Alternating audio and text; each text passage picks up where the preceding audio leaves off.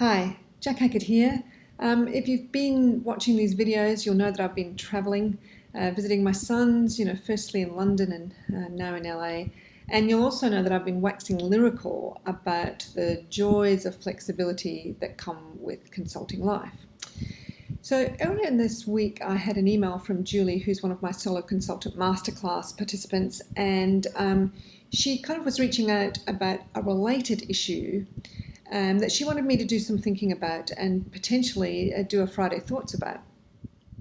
And what she said is, she totally gets the flexibility. She loves that aspect of consulting, but she's struggling with something a little bit different, and that is actually taking leave. And she's presuming also that this is something that's bound to be happening for other consultants in the early stages of setting up their business. And what she said is that really in that first year of consulting, she wasn't flat out consulting. She had a few projects on throughout the year, but there was lots of times in between as she was building up her business. And yes, she was doing marketing and networking in between, all the rest of it. But she wasn't flat out. She wasn't kind of going at full throttle yet. But she realised that despite that, she actually hadn't taken any time off. Whereas during employment, she would have taken regular annual leave, she realised that in 18 months, she actually hadn't taken a holiday. And now she was starting to experience fatigue, of course. So the main reason that Julie felt that she hadn't taken leave was she felt she needed to be constantly available just in case a piece of work came through. She kind of feared being unavailable because, when you first start out, you never really know when your next bit of work's coming in. And I know that that's true all throughout your life as a consultant, but I think it's especially tricky when in your early days.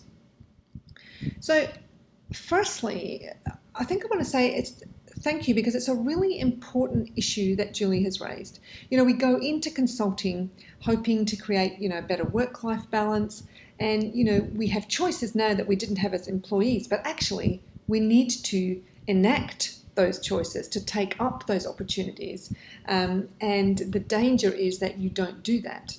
Now, I think it can be really tricky.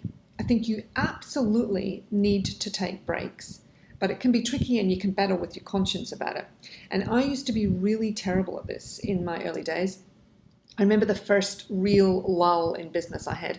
It was probably about 18 months, 2 years in, and I had 3 months where I had not a bite, nothing came into my inbox, no opportunities.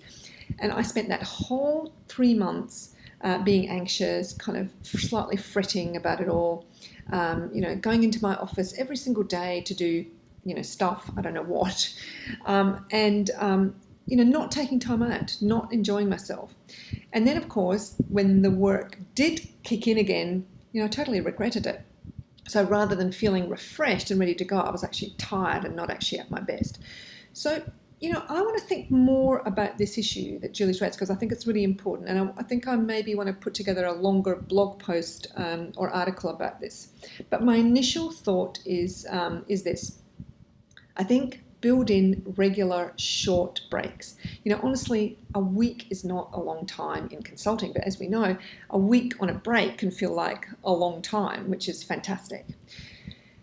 So that's the first thing, short breaks, and build them in and be proactive. And the other thing I think to think about is, what does being available actually mean? So if I'm on holiday, I have some pretty strict rules for myself these days about what I will and won't engage in around work. So I'm definitely not working on a project. I'm not doing anything active on any existing projects. I'm definitely not just available to take work phone calls. But I am going to keep a daily check on my emails just in case a new opportunity comes in, because like all of you, I don't necessarily want to miss that. And, if you think that through, if a project opportunity comes into my inbox today, it's extremely unlikely that it's going to be so urgent that I have to swing into gear immediately or I'm going to miss it. It can be as simple as sending an email to make a time to discuss this next week with the potential client, and that's usually going to be fine.